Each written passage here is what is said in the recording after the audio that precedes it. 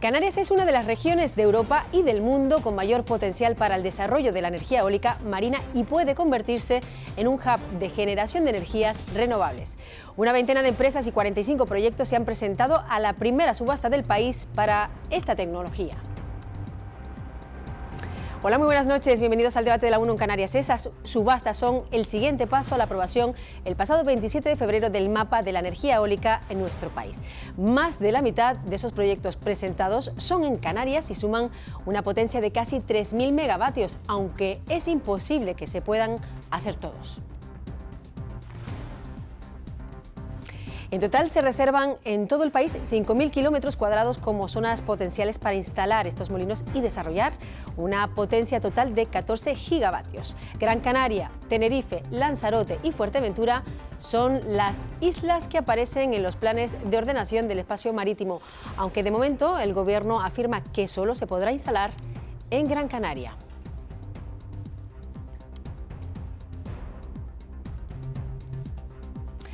Por eso, precisamente, hoy nos preguntamos si Canarias es el dorado de las energías renovables, como afirmó la ministra de Transición Ecológica, Teresa Rivera. Se lo preguntaremos a nuestros invitados de hoy en el debate de la 1, pero antes, Andrea Sierra, muy buenas noches. Vamos a conocer algunos de los datos sobre el mapa eólico de nuestro país y sobre todo saber cuál es la ordenación que va a tener en nuestro país, Andrea, en el que tienen la vista puesta pues muchas multinacionales. Cuéntanos. Sí, Naira, buenas noches. El nuevo mapa de la energía eólica en nuestro país establece 5.000 kilómetros cuadrados de costa aptos para la instalación de 19 polígonos. Más de 560 kilómetros cuadrados de ese mapa están aquí, en Canarias. ¿Y cómo queda ese mapa? Pues se fijan 5 demarcaciones marinas: la región noratlántica, la Levantino-Balear, Estrecho y Alborán, Canarias, y también la región sudatlántica, pero esta queda fuera del alcance de la eólica marina porque sus aguas tienen uso militar y de seguridad nacional. El Ministerio destaca en Canarias 6 zonas de alto potencial para la energía eólica marina en 4 islas: Tenerife, Lanzarote, Gran Canaria y Fuerteventura. Aún así, hay que aclarar que, aunque estén en el mapa, eso no significa que finalmente se vayan a cubrir todas esas zonas. Para reducir su impacto visual en las 2 primeras islas, Tenerife y Lanzarote, los aerogeneradores tienen que estar al menos a 2 kilómetros de la costa. En Gran Canaria y Fuerteventura tendrán que estar alejados hasta casi los 6 kilómetros, hasta los 5,6. Además, vemos que la isla con más superficie marina apta para albergar parques eólicos es Fuerteventura, con 208 kilómetros, seguida de Gran Canaria con 164 kilómetros cuadrados y ya después Lanzarote y Tenerife. Y esos aerogeneradores de gran potencia, ¿cómo serán? Pues la altura que se establece es de 140 metros con una potencia de entre 10 y 15 megavatios. Y una curiosidad de los más de 20 proyectos que se han presentado, todos llevan nombres alusivos a Canarias. Naira, Gofio, Guanche, Mojo, Dunas o Alicio son solo una muestra de una amplia referencia a las islas. Bueno, ese es el dato curioso. Muchísimas gracias, Andrea. Hemos visto un poquito cómo va a estar repartido, pero nosotros nos preguntamos qué es lo que dicen los científicos. Hemos hablado con ellos y todos coinciden en que de momento no existen garantías sobre el impacto que estos aerogeneradores o molinos de viento pueden tener en el medio marino y en un sector tan importante como es el de la pesca. En Canarias es una de las zonas principales de avistamiento de cetáceos, de presencia de cetáceos, con muchas especies que están en nuestras costas, y durante la pandemia, al disminuirse muchas de las actividades que hacíamos en el litoral, incluyendo el tráfico marítimo o incluyendo las embarcaciones de pesca o incluyendo las actividades recreativas, pues muchos de estos cetáceos se acercaban más a la costa, ¿no? Eso ahora otra vez se han vuelto, vamos a llamar así, retraer o no están tan próximos. Y bueno, pues con la eólica marina, el nivel de ruido, la contaminación acústica, que muchas veces no nos damos cuenta, no lo percibimos, pero bajo el agua el sonido se transmite muy rápido y llega mucho más lejos que en la atmósfera. Entonces también sería un área de investigación para tratar de conocer cómo podría afectar a las especies marinas que estén en ese entorno, ¿no? O sea, hablamos de las aves marinas, sí, puede haber interacciones con las aves marinas, pero cuánta interacción o a qué nivel se va a producir, no tenemos casi nada de información. En el medio terrestre se han hecho algunos ensayos con a lo mejor diferentes tecnologías para disuadir la aproximación de las aves o para señalizar mejor dónde están esos aerogeneradores con rayos láser y cosas así, pero eso todavía no ha llegado a el desarrollo de la eólica marina. Entonces, ahí hay una incógnita que merece la pena seguir avanzando. No lo sabemos, es posible que sí. Los animales en cualquier situación se acostumbran al ruido que tienen en su entorno. Lo que hay que ver es la afección que pueda haber a lo mejor a lo que decía sus parámetros sanguíneos. Es que cuando estamos hablando de poblaciones naturales, evidentemente donde hay interacción con el humano, estas poblaciones van a, si no huir, al menos retirarse. En el caso de la acuicultura, que van a estar en una situación confinada, no hay posibilidad de esa dispersión de los animales, pero sí, viendo o comparando la situación con una empresa fuera del entorno de ese ruido, podemos ver si hay o no afección. Bien, para hablar de estas cuestiones y de otras, en esta noche contamos en el programa con José Antonio Balbuena, el consejero de Transición Ecológica del Gobierno de Canarias. Muy buenas noches, bienvenido. ¿Qué tal? Buenas noches, un saludo cordial. Escuchábamos esas declaraciones, son declaraciones que se repiten mucho, por ejemplo, en islas como la de Lanzarote, que les preocupa, que manifiestan que les preocupa la creación de esos parques, tanto en Lanzarote como Fuerteventura y Tenerife. Finalmente, en esas tres islas no se van a instalar, y sí en Gran Canaria. ¿Por qué esta decisión? Bueno, la planificación marina que aprobó el Gobierno de España es el desarrollo de una normativa de carácter europeo y tiene muy tasado cuál es el periodo de vigencia de esa planificación, que es hasta el año 2027. No solo se ordena la eólica marina, se ordena cualquier tipo de uso que pueda albergar el mar, separando pues los espacios para la acuicultura, los espacios para uso turístico, los espacios para la generación de energía, y por lo tanto hablamos de qué es lo que se va a poder desarrollar de aquí al 2027. Ustedes antes lo señalaron perfectamente. Hablamos de aparatos de dimensiones considerables, hablamos de un aparato de 15 megavatios y por lo tanto hablamos de infraestructura que tanto para madurar el proyecto como para después ponerlo en marcha se necesita bastante tiempo. Ese tiempo está en torno a eso, a 6, 5 años. Y en caso de Gran Canaria es la única isla en la que se puede ubicar porque evacúan tal cantidad de energía que necesitan sistemas de almacenamiento en tierra. Sabemos que la única isla que para esa fecha, finales de esta década, va a tener un sistema de almacenamiento es Gran Canaria con el Salto de Chira. Con el Salto de Chira, Soria. En cualquier caso, eso no significa que no se vaya a construir, sino que será más adelante, con el tiempo, cuando ya estén más avanzadas. La transición energética va a suponer que de los aproximadamente 1.000 megavatios que actualmente tenemos instalados de energía renovable, vamos a tener que pasar en el 2030 a unos 3.500 megavatios y en el 2040 a 8.400 megavatios, no solo de eólica, sino de todas las fuentes renovables que actualmente existen con la tecnología actual. Es una inversión importante, es una inversión que supone avance, sobre todo desde el punto de vista medioambiental. Yo entiendo que los espectadores, por ejemplo, se preguntarán, ¿nos afectará a nosotros en nuestro recibo de la luz estas mejoras? ¿Afectará que reduzcamos de alguna manera nuestros recibos? Evidentemente, estamos hablando de que al final es energía que es más barata de producir. A día de hoy todos los parámetros nos aportan datos que no teníamos hace 20 años. Producir con energía renovable es mucho más barato y por lo tanto llegará un momento en el que se garantice la transición energética, donde tendremos dos aspectos importantes. Por un lado, habrá una mayor dosis de autoconsumo, es decir, cada uno tendremos capacidad de nuestra propia vivienda o perteneciendo a una comunidad energética de tener un ahorro sustancial. Ahora se produce, hay familias que colocan sus placas y se están ahorrando en torno al 50%, pero después, cuando podamos sustentar toda nuestra fabricación de energía, no quemando petróleo, sino aprovechando los recursos naturales, el coste de la misma se va a disminuir de forma considerable. 100.000 barriles de petróleo quemamos en Canarias diariamente. Importante esa cifra para intentar reducirla.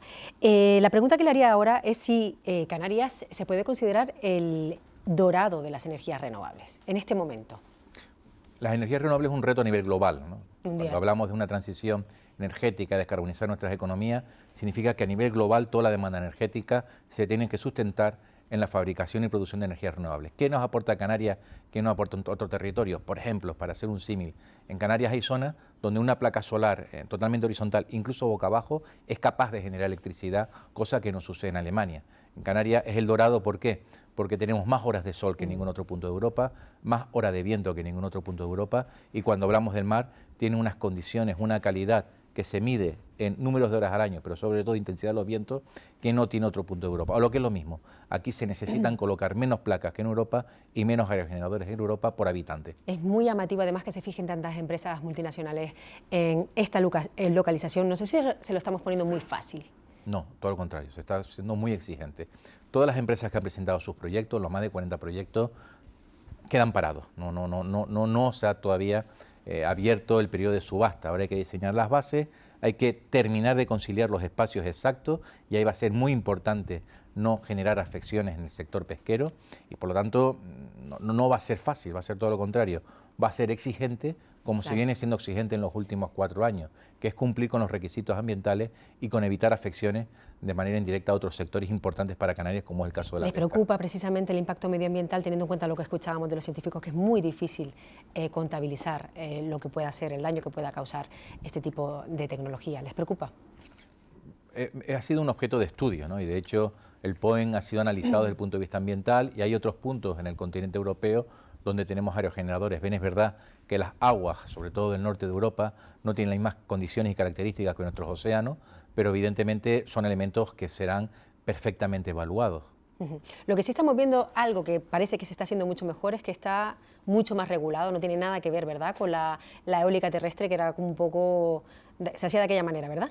La eólica terrestre, cuando se empieza a implantar, no había ningún tipo de planificación. De hecho, la planificación no se sabía, básicamente, cómo había que ordenar en tierra las renovables. Por lo tanto, ahora se ha aprendido de los errores en tierra para no repetir esos errores en mar. El objetivo que tenemos de aquel año 2030 es poder instalar en torno a 200 megavatios de eólica marina. Eso significa poder instalar entre 15 y 20 aerogeneradores. No se necesitan más para poder adquirir los compromisos que tiene Canarias en la ruta de la descarbonización de aquí al 2030. Eso en un primer momento, porque harían falta como 70 u 80 para, por ejemplo, abastecer a toda la isla de Gran Canaria, que me estaba informando antes. Claro, pero no es solo con eólica marina, es decir, las previsiones que tenemos de eólica marina para el conjunto de Canarias en nuestra planificación, estamos hablando de en torno a 1.200 megavatios.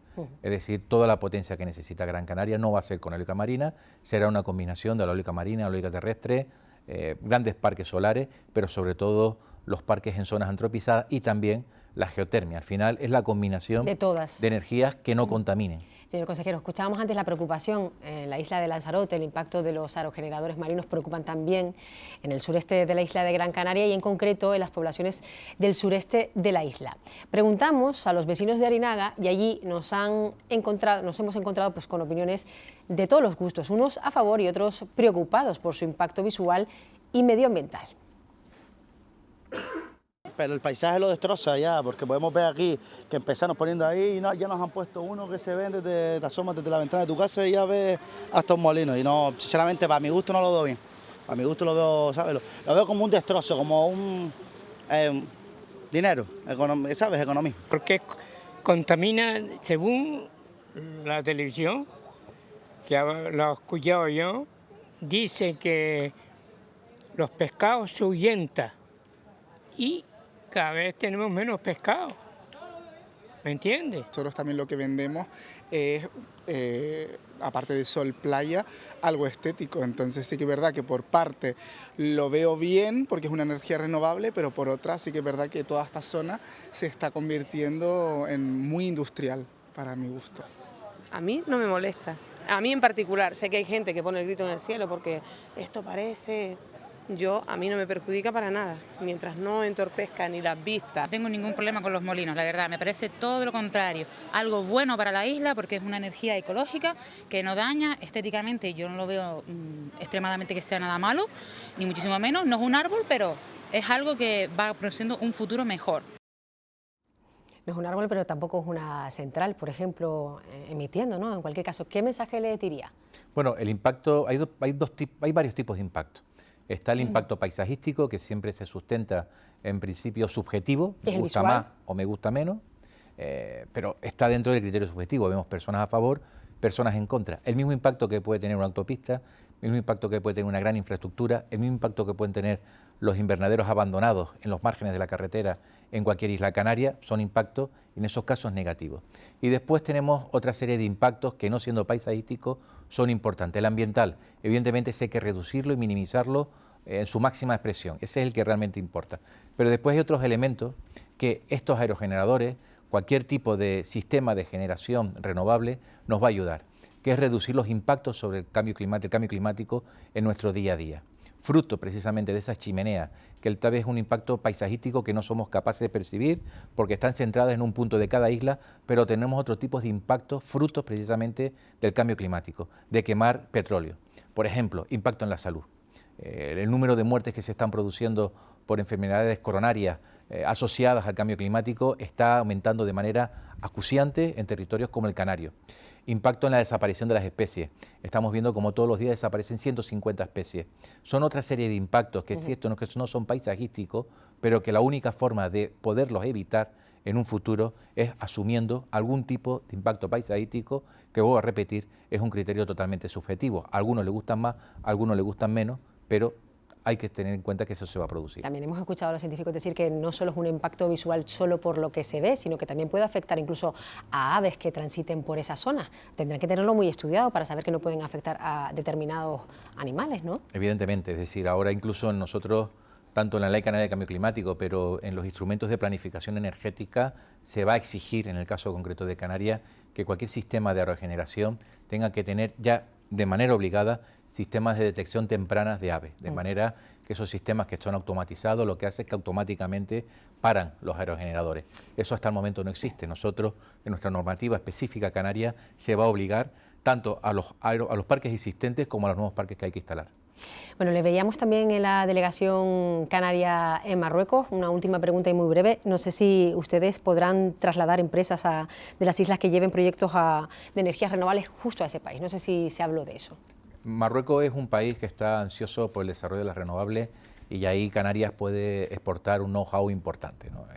Canarias se puede convertir en un puerto donde se fabriquen aquellas piezas que después, entrando por Marruecos, vayan al continente africano. El gran reto que tiene el planeta para la segunda mitad de este siglo es dotar a África de una generación de energías limpias y ahí, evidentemente, Canarias, dada su ubicación geográficamente, tenemos los pies en África. Aunque pertenezcamos políticamente a Europa, pues evidentemente es una puerta de entrada muy importante para lo que supone el volumen de mercado que es África, concretamente Marruecos, teniendo en cuenta el peso que puede aportar en ello el empresariado canario. Consejero, quédese con nosotros por aquí porque tenemos más preguntas para usted un poquito más adelante en el debate que vamos a abrir a continuación. Nosotros vamos a seguir escuchando no solo su impacto, del que estábamos hablando ahora en el medio marino, también preocupa el impacto visual de estos polígonos marinos. La distancia que mantengan de la costa es esencial. En Gran Canaria, Tenerife y Fuerteventura, el plan de ordenación del espacio marítimo los coloca más allá de los 5 kilómetros de la costa, pero en Lanzarote esa distancia es menor, no llega a los 2 kilómetros. Allí ya se ha creado la plataforma ciudadana Eólica Cero. El paisaje es un objeto de culto en Lanzarote. Manrique lo visionó así y ese paisaje es lo que es nuestro gran producto turístico. Nosotros no tenemos ningún otro recurso económico en Lanzarote. No hay pesca, no hay agricultura, porque la agricultura a gran escala también se sacrificó en Lanzarote por el paisaje, se prohibieron los invernaderos en Lanzarote para dar prioridad al paisaje, ¿no? Sería muy feo venir a Lanzarote y ver invernaderos, con lo cual en la cultura, en el subconsciente de los lanzaroteños, automáticamente cuando te dicen que te van a poner un objeto así de grande, y fíjate que ahí hay 2 molinos de eólica, esos son de 2 megavatios, pero los que están previstos poner delante de este hotel y hasta la central térmica son de 300 metros de alto, la altura de la Torre Eiffel. La gente que nos ve en la península, en Cádiz hay unas torretas muy grandes que son unos elementos realmente distorsionantes del paisaje que tienen 150 metros. Los que van aquí a 1,8 kilómetros de estas playas turísticas de Lanzarote tienen 300 metros, es decir, cuando lo ves nadie se lo cree, ¿eh? Aquí todos pensamos que el gobierno siempre nos va a proteger, hay una inocencia ciudadana de creer, no, el Estado no me va a hacer eso, no, que va, nadie se lo cree. Nos está costando mucho convencer a la gente enseñando fotos de los proyectos de la Torre Eiffel, de las Torres de Cádiz, porque nadie se lo cree, ¿sabes? Pero es que esto puede pasar. Micaela Ferrer, muy buenas noches, la tenemos aquí en directo, esta noche en el debate de la 1 en Canarias. Gracias por estar aquí con nosotros. Ustedes piden al gobierno canario garantías de que se va a proteger la isla de Lanzarote y que se respete sobre todo la declaración de reserva de la biosfera. Sí, queremos que se respete la reserva de la biosfera y últimamente en estos días estamos nombrando a César Manrique muchísimo, ¿no? Al modelo Manrique. Yo quisiera preguntarle al consejero efectivamente qué garantías nos da qué informe jurídico puede ofrecer a la ciudadanía de Lanzarote de que Lanzarote no va a salir a subasta, que el litoral de Lanzarote no se va a subastar y que ninguna multinacional puede venir a invadir nuestra costa? No solo por el efecto paisajístico, que ahora veo con estupor como muchos técnicos y políticos del sector de la transición ecológica en Canarias nos están intentando convencer de que el paisaje no es tan importante y que es subjetivo. Cuando vivimos del paisaje, yo que vengo de la industria turística, y aparte de ser lanzaroteña, ¿no? Que el paisaje para mí, esto en el ADN de un conejero, no le digo a un conejero que el paisaje no es importante. Es muy importante el paisaje en la industria turística, y más en una isla de 20 kilómetros de ancho por 70 de largo. Es más, no tenemos nada más de lo que vivir bueno, en fin, y que me coloquen todos esos molinos ahora delante de los hoteles. Sinceramente, en Booking.com, cuando vayamos a Fitur, vamos a vender habitaciones con vista al mar, con vista a piscina, y a partir de no sé cuándo nos diga el consejero que sale Lanzarote a subasta, habitaciones con vistas a molinos, porque hasta incluso desde el emblemático Hotel Salinas de Costa Teguise se van a ver los inmensos molinos que los políticos y técnicos de energía del gobierno de Canarias nos intentan convencer que son muy, muy buenos y que nos van a llevar a una nueva era más feliz, que vamos a alcanzar la gloria eterna, cuando todos ellos saben que la gente de Endesa, ingenieros serios implicados en renovables, nos dicen la central térmica de Lanzarote va a seguir viviendo del petróleo. O sea, y estos son experimentos y Lanzarote no está para experimentos. O sea, por favor, yo quisiera ver, nosotros hemos escrito al Ministerio, efectivamente, a la Subdirección General de Energías Renovables, y nos dice lo que ha dicho el Ministerio. El consejero, estamos elaborando una nueva normativa de eólica marina y vamos a definir qué zonas van a salir a subasta. Pero no me descarta que Canarias o Lanzarote, Fuerteventura esté descartado. Está claro, Micaela, que ustedes... No está descartado.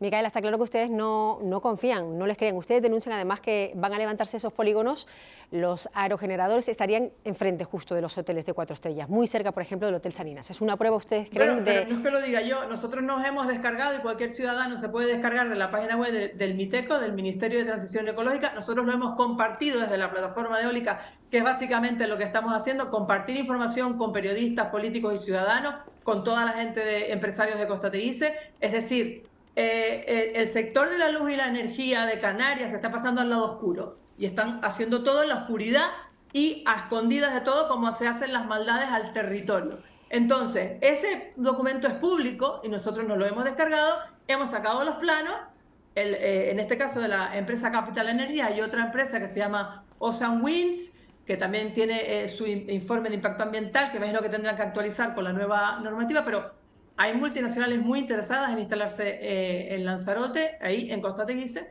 y esos planos, es que vamos, yo no me lo he inventado, esos planos los tiene tu programa también. Micaela... Yo le dije a la persona que me contactó que por favor los pusieran en pantalla y del tamaño de los aerogeneradores. Micaela... No me lo he inventado yo, no lo intuyo, no porque ahora, porque más adelante, porque no hay almacenamiento. Oiga, señor, queda claro. Usted tiene pendiente 14.000 camas turísticas de Costa Teguise, relaciones con turoperadores, inversiones, un montón de gente que vive de eso, y que no es un rollito subconsciente de unos románticos, perdona, son 14.000 camas turísticas, que por favor la ministra de Turismo intervenga en este gran problema para Lanzarote. Bueno, queda clara tu protesta. ¿Qué es lo que opina el Cabildo?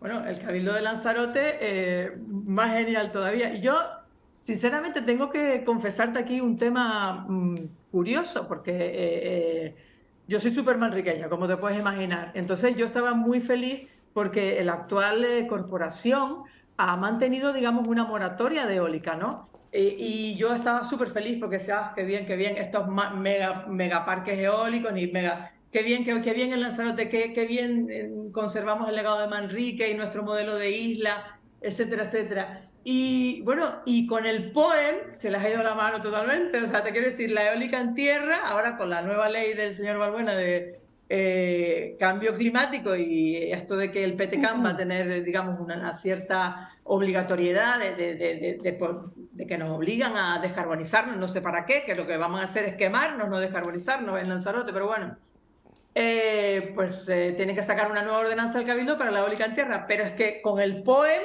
han ido totalmente en contra de la filosofía que ha mantenido este Cabildo en los últimos años, no sé por qué.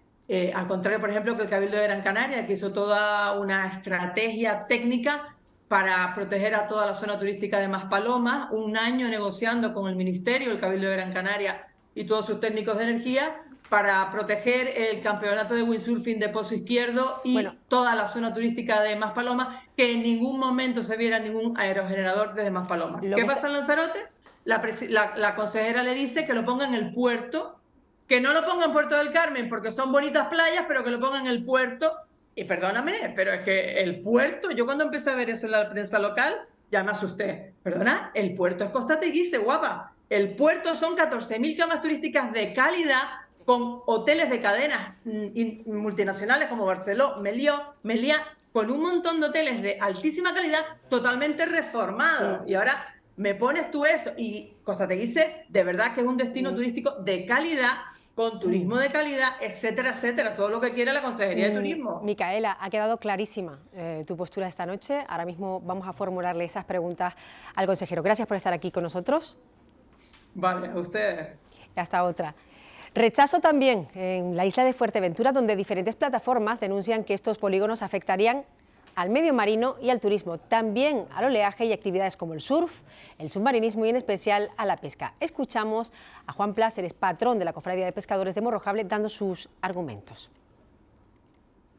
Para nosotros es catastrófico para lo que es la pesca aquí en Fuerteventura. Yo creo que estamos de acuerdo en que haya alternativas a energías renovables, en este caso parques eólicos marinos, pero que intenten colocarlo en la zona que perjudique y haga menos daño, porque en la zona que pretenden instalarlo es la zona, vamos a decir, la más exclusiva de los pescadores de aquí, de la isla de Fuerteventura, sobre todo la cofradía esta en la que estamos en Gran Trajar.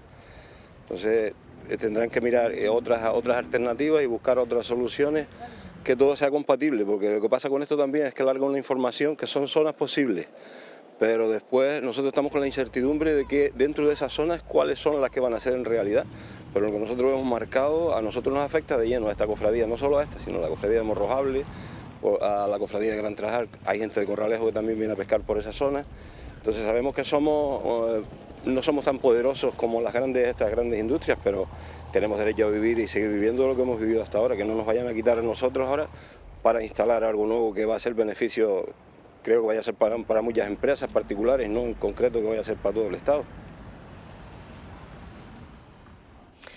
Lo acabamos de escuchar, ¿verdad? Algunos sectores la rechazan, como acabamos de escuchar, otros la defienden. Abrimos el debate con algunos de los sectores implicados en el desarrollo de la energía eólica marina en las islas y de las renovables en general. Queremos saber ¿cuándo podremos superar en Canarias ese porcentaje del 20% de penetración de las renovables? Y para respondernos a estas y a otras cuestiones, contamos esta noche con varios invitados, entre ellos con Luis Ibarra, presidente de la Autoridad Portuaria de Las Palmas. Muy buenas noches, bienvenido. Hola, muy buenas noches. Con Elba Bueno, gerente del Clúster Marítimo de Canarias. Muy buenas noches, bienvenida. Buenas noches. Con José Joaquín Hernández Brito, director del PLOCAM. Muy buenas noches. ¿Qué tal? Buenas noches. Bienvenido. Y también con tres compañeros periodistas que nos acompañan, que son Ángeles Arencilla. Buenas noches, Hola, Ángeles. buenas noches. Jesús Quesada de Canarias 7. Muy buenas noches. Bienvenido. Y Flora Marimón de la provincia de Las Palmas. Perdón. Muy buenas noches. Buenas noches. Y bienvenida a ti también. Iba a comenzar la pregunta al señor Luis Ibarra, porque ya le había preguntado mucho, pero es necesario que nos responda a Micaela las cuestiones que ella estaba planteando. En primer lugar, de la misma forma que se ven los planos del POEM, que es una planificación brocha gorda, hay que ver el PTCAM, que es la planificación que nos obliga a Canarias. En el PTCAM, los planos en Lanzarote y Fuerteventura aparecen sin ningún tipo de trama de eólica marina. Por lo tanto, también invito a que vean esos planos del PTCAM. En segundo lugar, ese PTCAM va a ser inamovible, desde el punto de vista de que no vamos a permitir que en el año 2040 se siga quemando petróleo en Canarias para la generación eléctrica, y eso incluye la isla de Lanzarote. Y eso supone que vamos a tener que colocar aerogeneradores, que vamos a tener que colocar placas solares y ojalá podamos aprovechar la geotermia, más allá de la que tenemos en la actualidad. Pero las centrales térmicas en Canarias tienen los días contados. Y eso va a suponer, no digo que el impacto paisajístico no sea importante, es importante, lo que digo es que es subjetivo, como cualquier otro tipo de infraestructura. Y hay que recordar que César Manrique, si por algo se caracterizaba, era porque era capaz de conciliar la ocupación de espacios con los valores propios del espacio. Ese es el gran reto que tenemos por delante. Pero sí o sí habrán molinos también allí. Habrán aerogeneradores y placas en todas y cada una de las Islas Canarias, porque insisto, si queremos dejar de quemar petróleo, hay que producir energía limpia y cada isla tiene que producir la energía que consume. Luis Ibarra, los puertos juegan un papel importante en el desarrollo de esta energía en las islas y ustedes han sacado a concurso la creación de una plataforma logística que han llamado, creo que se llamaba, no sé si el nombre es África... No, el nombre en concreto era Desarrollo Específico para las Energías Renovables y la Descarbonización. ¿Cuál sería su finalidad específica? Porque aquí no se pueden fabricar, en Canarias no se fabrican en otros lugares. Bueno, lo que hay que poner en valor es que generar un espacio para este tipo de actividad económica es muy complicado. En España y en cualquier sitio del mundo necesitas 4 requisitos que ahora mismo se dan en el Puerto de la Luz, que son un calado suficiente, superior a 14 metros, tenemos un espacio, en torno a 200.000 metros cuadrados. Da la casualidad que el Puerto de Las Palmas se ha quedado con un espacio que no hemos podido desarrollar en los últimos años porque teníamos un problema de agitación, de movimiento de mareas, que ya está prácticamente a solventar con una obra que nos acaba de aprobar el Gobierno de España, el Consejo de Ministros de hace unos pocos días. Necesitamos ausencia de viento y necesitamos un tejido productivo del sector de reparaciones navales que sí tenemos en el Puerto de la Luz. Esos son 4 condicionantes básicos para que nos hayamos lanzado, después de hablar con la comunidad portuaria, para buscar no solamente un nicho de mercado nuevo, sino sobre todo apoyar a la descarbonización de Canarias, que somos la región europea que más combustible proporcionalmente sigue quemando para la generación eléctrica. Por lo tanto, no solamente es un nicho de mercado para estos próximos molinos eólicos que estamos hablando que se van a poner en Canarias, sino también con una visión para apoyar todo lo que puede ser la implantación, como ha dicho el consejero, de este tipo de infraestructuras en el continente africano. Hemos estado en Marruecos, vemos las necesidades, pero también hay proyectos tremendos, muy importantes, que ahora mismo se quieren desarrollar a corto plazo en Mauritania, para lo cual el puerto pues también se ofrece. Elba hablaba de que una de las patas era el tejido industrial. La pregunta que te hago a ti como representante del clúster es, ¿hay tejido industrial suficiente para poder atender a esta demanda que puede suponer dentro de cara a 7 años vista? Tenemos un tejido empresarial preparado. Desde el clúster hace ya pues, cerca de 2 o 3 años hemos estudiado tanto la cadena de valor como la de suministro de este sector. La cadena de valor de este sector está compuesto por el tejido empresarial de la eólica terrestre más el sector del oil and gas. Nuestras empresas están más que acostumbradas y tienen todas las certificaciones necesarias que requieren este sector, con lo cual tenemos no solo el sector de reparación naval, como decía Luis, su tejido auxiliar, tenemos toda la logística portuaria también preparada para abordar este sector. A mí lo que me parece y lo que creo que sería interesante para nuestras empresas es que realmente ese primer proyecto en España, ¿de acuerdo?, se desarrollara aquí en Canarias. ¿Por qué?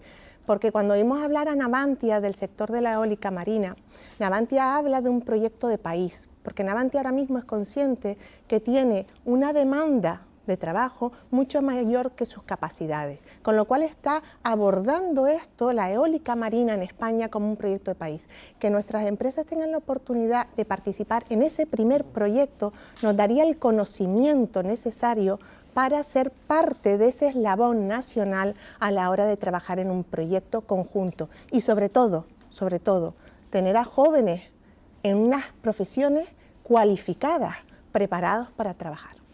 José Joaquín, escuchábamos antes a algunos colegas suyos, usted los ha estado escuchando hablar de las posibles consecuencias que pueden tener medioambientales, los posibles estudios que hay que hacer para poder analizarlo todo concretamente, pero hace tan solo unos días las Naciones Unidas también nos alertaban de que se nos acaba.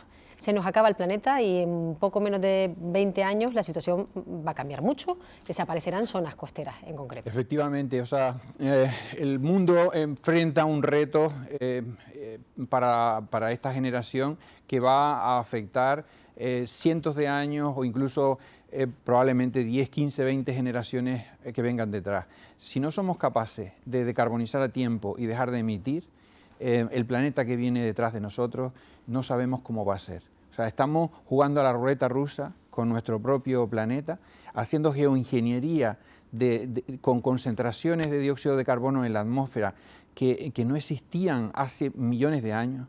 Y además con una velocidad de cambio que en términos geológicos va a afectar de una forma gravísima a toda la biodiversidad, al clima, a la producción de alimentos, a la vida que vamos a dejar detrás de nosotros a nuestros descendientes.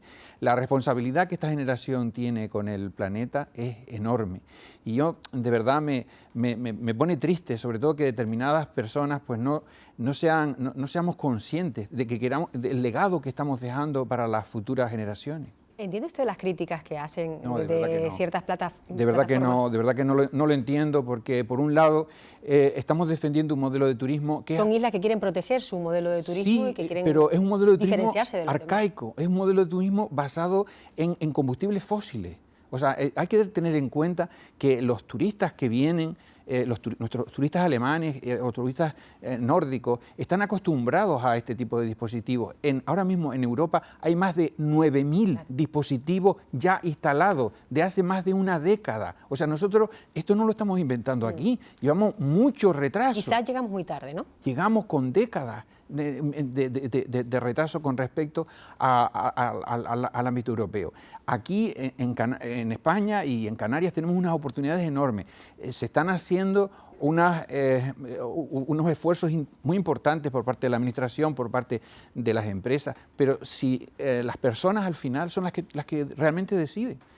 Si las personas no llegan a entender que este cambio hay que hacerlo y que tenemos que hacerlo no solo por nosotros, sino también por los que vienen detrás, y que cuanto más tardemos va a ser peor, pues sinceramente estaremos condenando a nuestros hijos. Ángeles, ¿qué te parece este discurso? Hay que avanzar, sí o sí. Hombre, por supuesto que hay que avanzar, ¿no? Yo le quería preguntar al consejero, volvía a las palabras de Micaela sobre su preocupación por el paisaje y por lo que puede afectar al turismo. Y también a lo que nos habían dicho los ecologistas de que no se sabe muy bien cómo afecta estas instalaciones a la fauna.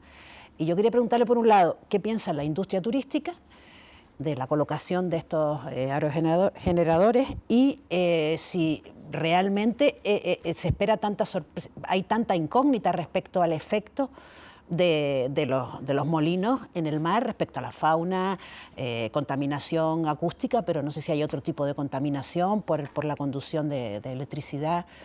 Son dos cuestiones.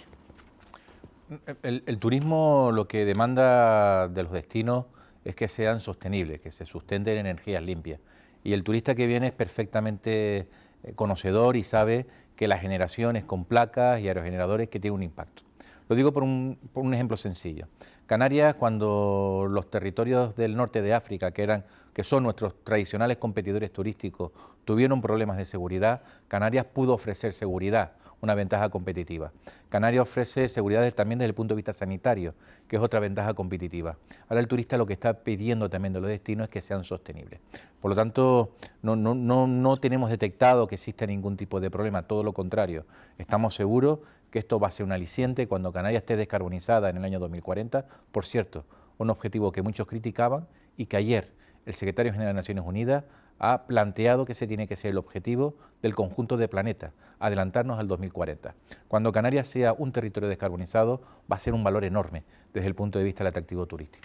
Los efectos que pueda tener, siempre lo hemos dicho, cualquier tipo de acción sobre el territorio o el mar tiene efectos. Sobre todo, precisamente, hemos llegado a la situación global que hemos llegado porque el ser humano no ha sabido dimensionar los efectos que tienen sus actuaciones sobre el planeta en estos 3 últimos siglos. Lo que pasa es que hablamos de que a día de hoy tenemos mecanismos, tenemos metodología para poder evaluar con antelación los efectos que se puedan producir. En este caso son dos las fuentes a las que se hay que recurrir para hacer las evaluaciones de impacto ambiental.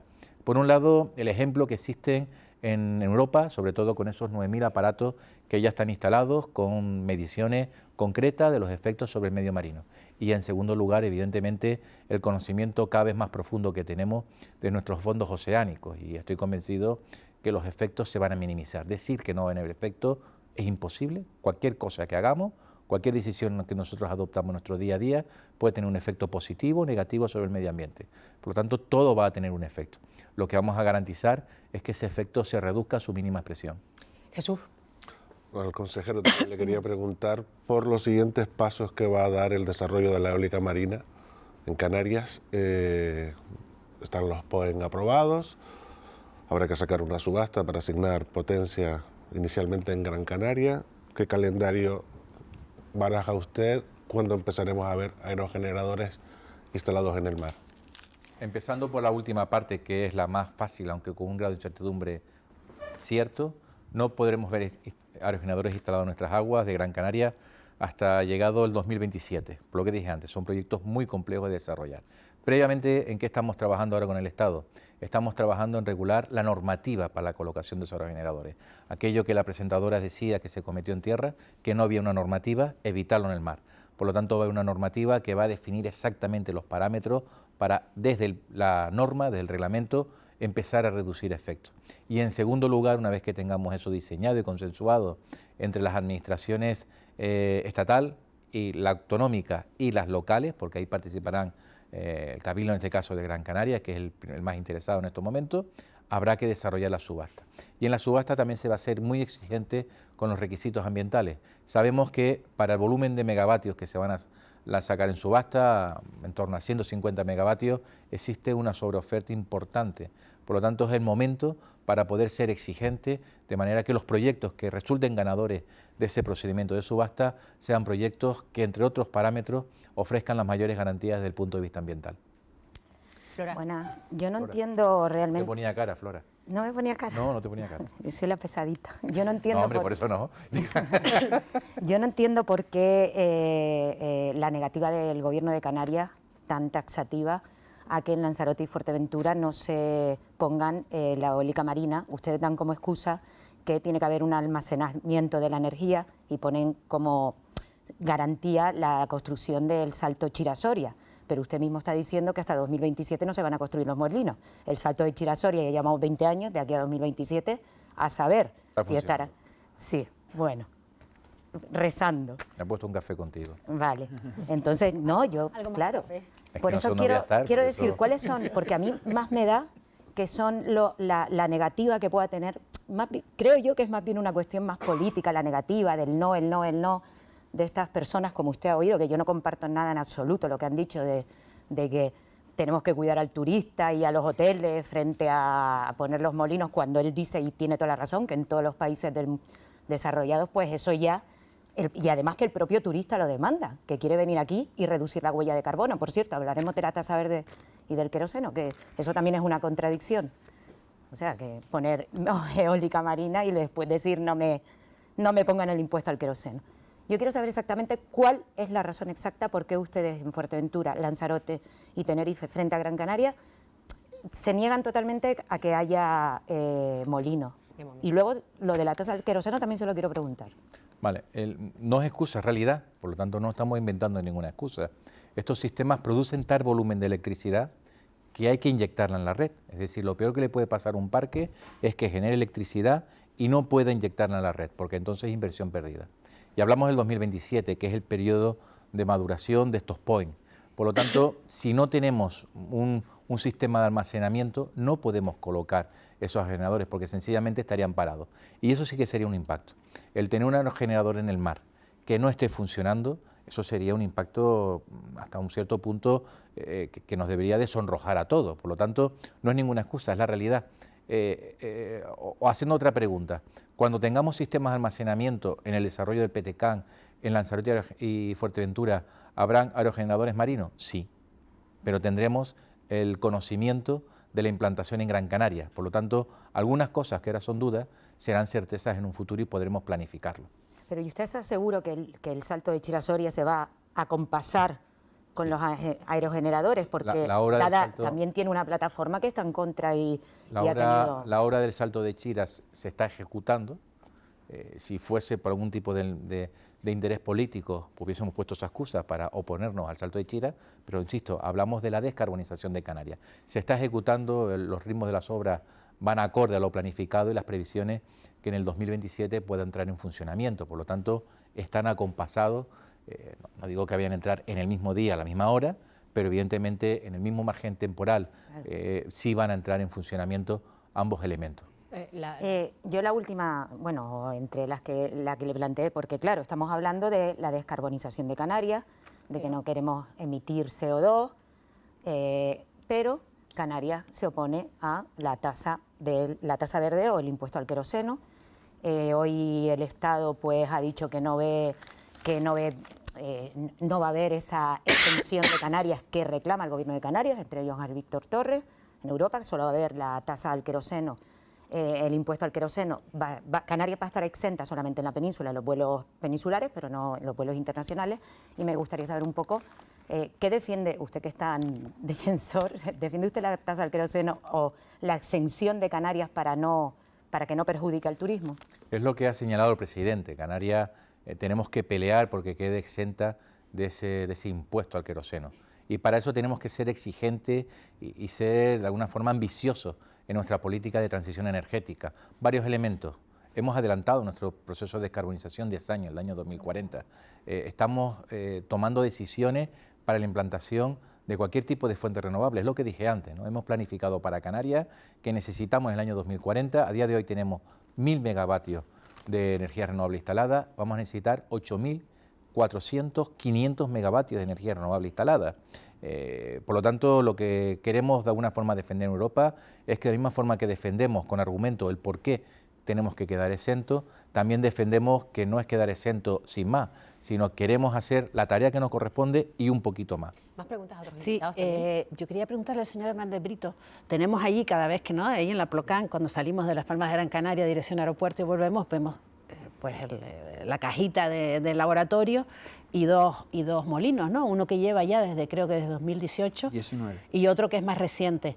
¿Qué es el móvil? ¿Qué hacen esos molinos ahí? Si van a ser los que se van a colocar y qué parte de tecnología, teniendo en cuenta que nuestra conformación volcánica, pues el lecho marino está más profundo, no hay lecho cerca de la plataforma, cerca de la costa, pues ¿qué vamos a aportar? ¿Qué puede aportar Canarias si es que aporta algo a esta tecnología? Pues las tecnologías que se están desarrollando ahora para la eólica marina son tecnologías flotantes, es decir, tecnologías de dispositivos que no están físicamente unidos al fondo, sino que están pues flotando y fijos en la posición con algún tipo de sistema de sujeción al fondo, pero a grandes profundidades y a mayores distancias.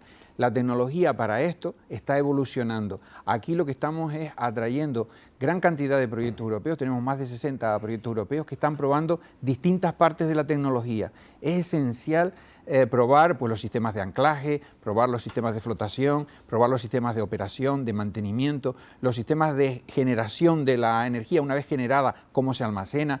Tenemos, por ejemplo, los dos proyectos más grandes relacionados con la generación de hidrógeno, uno que gracias al Gobierno de Canarias, otro gracias a la Comisión Europea, y se están desarrollando pues no solamente los procesos tecnológicos, sino también lo que queremos ensayar son las normativas. Es decir, para hacer todo esto hace falta desarrollar las normativas, hace falta generar garantías ambientales. Se están desarrollando muchos tipos de estudios en este tipo de profundidades, por ejemplo, con los temas acústicos, para estar seguros, para dar datos. Es que necesitamos también, yo también comprendo que muchas veces la población, si no tiene datos, pues lo que tiene muchas veces son prejuicios o juicios de valor que hay que estar fundamentados en datos. Entonces, nosotros lo que estamos es aportando este tipo de datos. Lamentamos muchas veces que no tengamos la capacidad de llegar más y de comunicar mejor a la población, pero yo la verdad que les invito a que vayan también a esos datos que tenemos no solamente en la Plataforma Oceánica de Canarias, sino en las otras plataformas europeas que están trabajando en esa dirección, y os aseguro que desde el punto de vista de la investigación nosotros estamos con los datos y no vamos desde luego a tolerar que se haga ningún tipo de actividad que no esté con los parámetros de seguridad, pero al mismo tiempo tampoco queremos que se retrase este tipo de actividad por un desconocimiento. ¿Y qué dudas hay respecto a la contaminación que nos decía el ecologista que no se sabe muy bien? Vamos a ver, especular sobre las cuestiones, por ejemplo, relacionadas con ruido y demás, pues evidentemente cualquier cosa que se haga en el medio tiene un efecto, pero evidentemente lo que hay que ver es si ese efecto tiene a qué distancia tiene valor o es apreciable, y también lo que hay que ver es realmente si esos efectos son significativos o no. Entonces nosotros en el uso que estamos haciendo, el mismo profesor que comentaba antes la noticia comentaba de las actividades náuticas, o sea, el ruido que producen las actividades náuticas actualmente es muchísimo mayor que el que presuntamente se puede hacer con este tipo de cuestiones. O sea, entonces, ¿qué hacemos?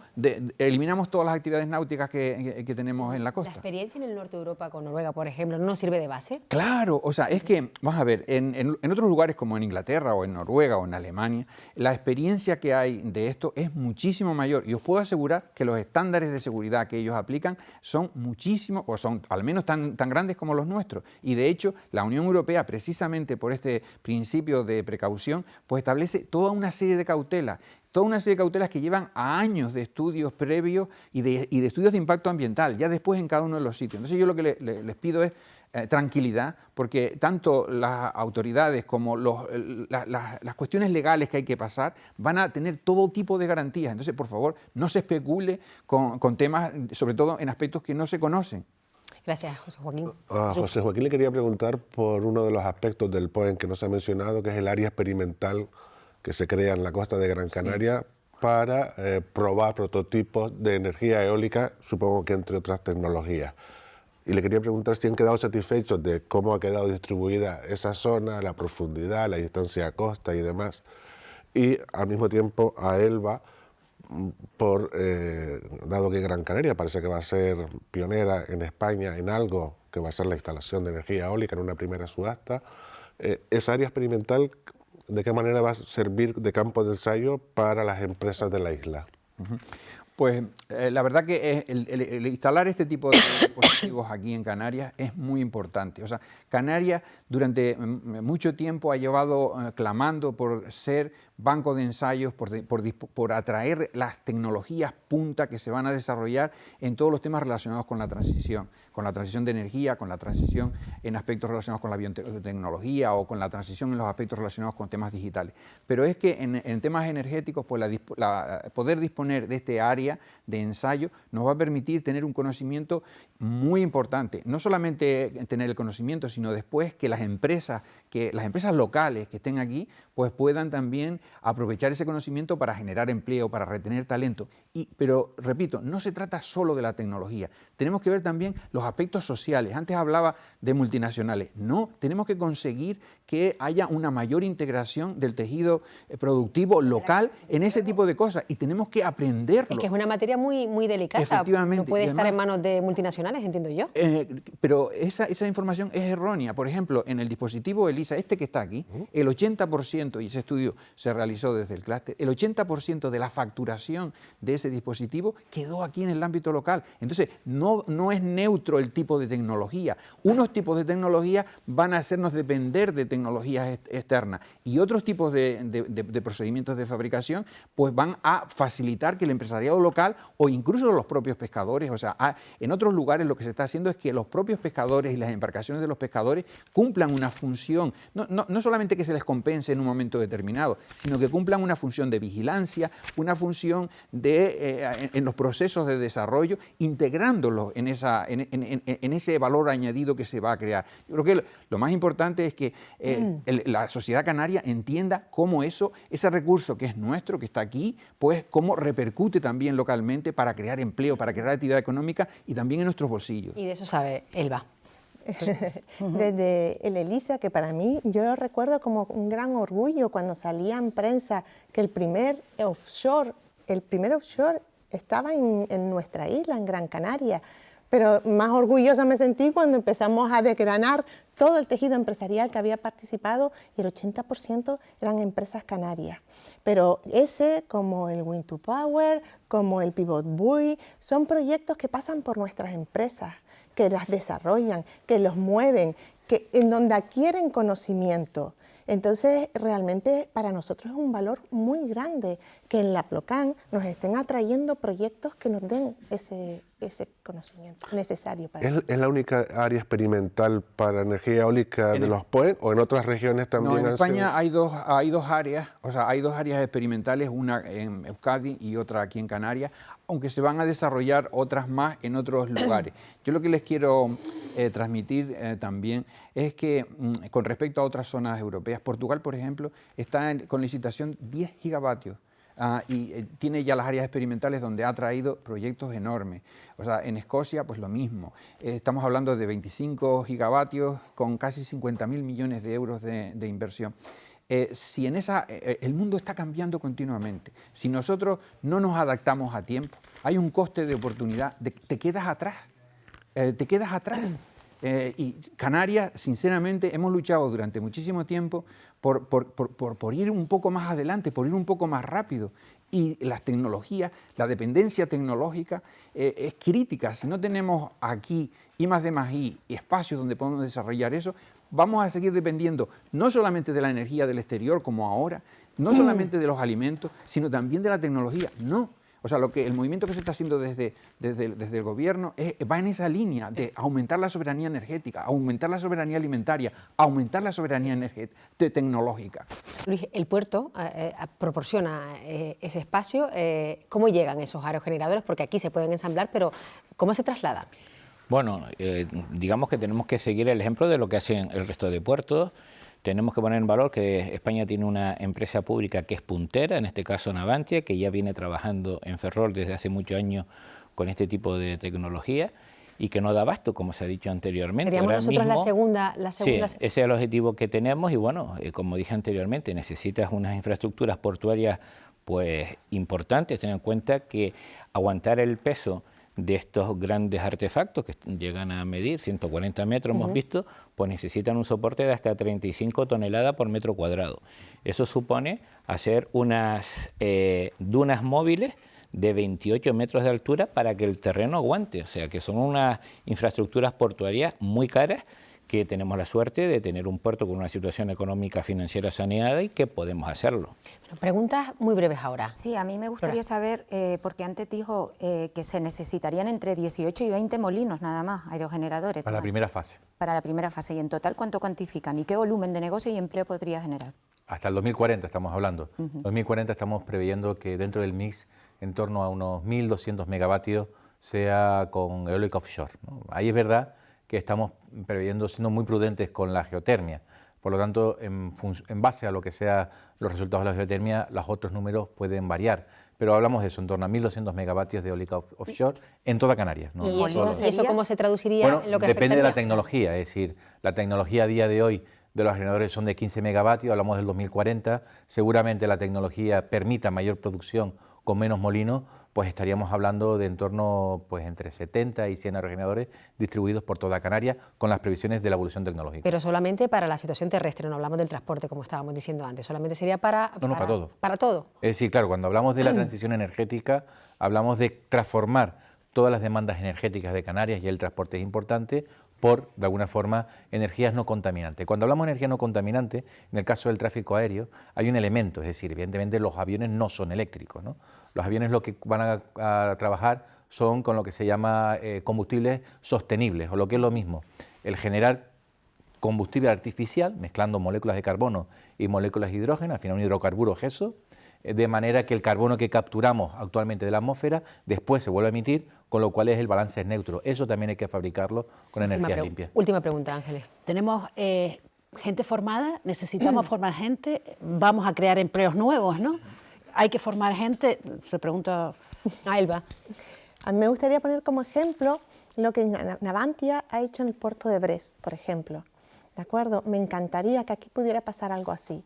Formaron a más de 2.500 personas, partiendo de cero, porque en ese puerto no había el conocimiento ni la experiencia que hay en el sector de reparaciones navales que tiene nuestro puerto. Nosotros no partimos de cero, y es más, todos esos jóvenes que se pudiesen formar ya están dentro de un entorno que ya tiene una actividad, una sinergia en una actividad que es la reparación naval. No va a ser una actividad puntual la de la fabricación de los aerogeneradores, sino que se van a quedar en un sector que ya de por sí necesita mano de obra.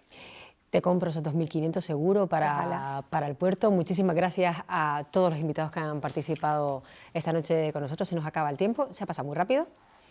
Hemos dado pequeñas pinceladas y tocado los puntos que más yo creo que les importa a la población. Bueno, nosotros nos vamos, como les decíamos, volvemos la próxima semana. Será el último programa de este mes de marzo, un mes muy intenso en el Congreso de los Diputados por el debate de la moción de censura y la aprobación del decreto de modificación de la ley del sí, solo sí.